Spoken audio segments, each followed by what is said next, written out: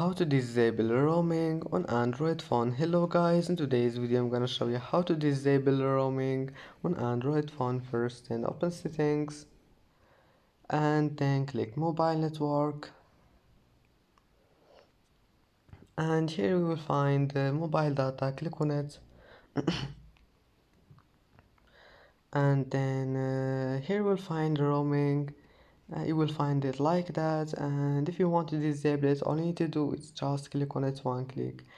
And if you can't find mobile data settings, all you need to do is just you need to find this one here, mobile data, and hold on it, and here we'll find mobile data settings. And that's how to disable roaming on Android phone, and that's it for today's video.